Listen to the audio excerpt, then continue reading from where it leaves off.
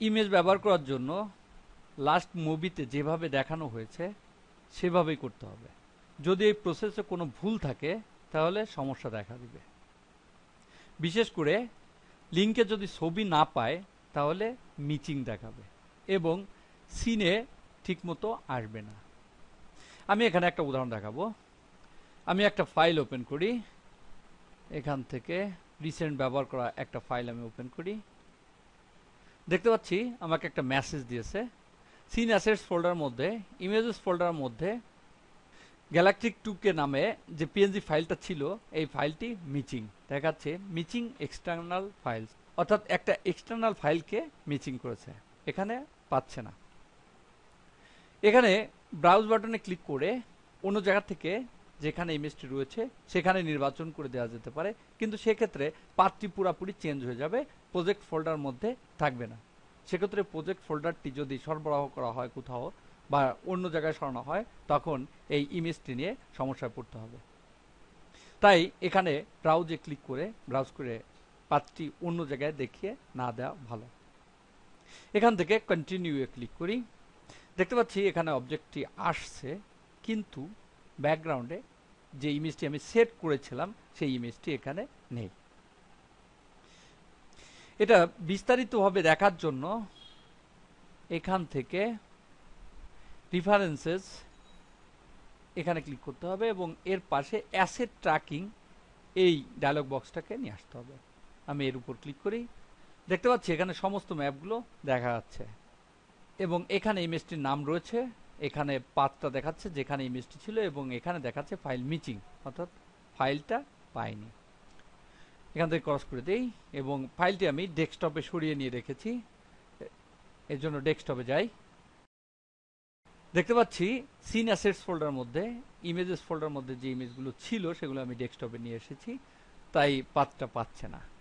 এখান থেকে আমি এই ইমেজটিকে ক্লিক করে ড্র্যাগ করে এখানে বসিয়ে দেই, অর্থাৎ এই ইমেজটির কথাই বলছে, এটা পাচ্ছে না। আমি সঠিক জায়গায় রাখলাম। এবার আবার 3D Studio যাই। আমি এখান থেকে অ্যাসেট ট্র্যাকিং ডায়লগ বক্সে যাই, রেফারেন্স অ্যাসেট ট্র্যাকিং। দেখতে পাচ্ছি এখনো ফাইলটা মিচিং দেখাচ্ছে।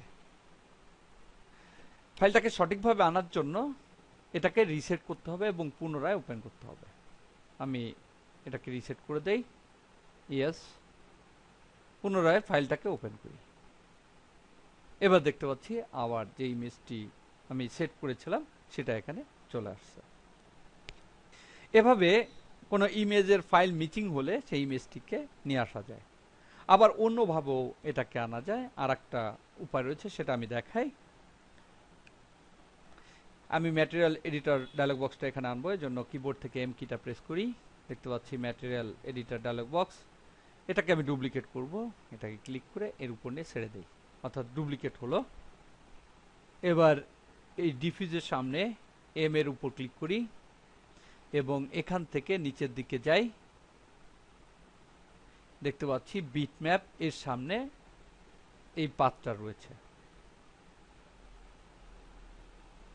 এবং এটা হচ্ছে ইমেজের নাম। এটার উপর ক্লিক করি এবং ডেস্কটপ থেকে আমি আরেকটা ইমেজকে নিয়ে আসবো। এজন্য আমি ডেস্কটপে যাই এবং এখান থেকে স্কাইডে এটা নির্বাচন করি, ওপেন, এবং এটাকে ড্র্যাগ করে এর উপর ফেলে দেই। দেখতে পাচ্ছি রিপ্লেস ইট, আমি বললাম হ্যাঁ, রিপ্লেস করলাম। এটাকে ক্রস করে দেই। এবার এটাকে সেভ অ্যাজ করি, সেভ অ্যাজ, এখানে নাম দেই ট্র্যাকিং সিন অ্যাসেটস 2, সেভ। এখানে এটাকে সেভ করলাম। এবার রিসেট করি,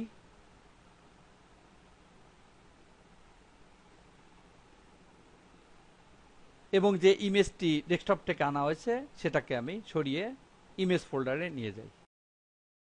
এখান থেকে এই ফাইলটাকে আমি সরিয়ে ইমেজ ফোল্ডারে নিয়ে যাই, অর্থাৎ মূল পাতে এখানে নেই। এবার ফাইলটা ওপেন করি, ফাইলটাকে ওপেন করি। দেখতে পাচ্ছি এবার আবার বলছে এখানে ইমেজটি নেই, যেখানে ইমেজটি ছিল এক ফোল্ডার উপরে, অর্থাৎ প্রজেক্ট ফোল্ডারে এক ফোল্ডার উপরে ছিল, এখানে সেই পাথটা দেখাচ্ছে। কন্টিনিউ ক্লিক করি, দেখতে পাচ্ছি এখানে ইমেজটি আসেনি। এবার এখানে ক্লিক করি, রেফারেন্সেস, অ্যাসেট ট্র্যাকিং।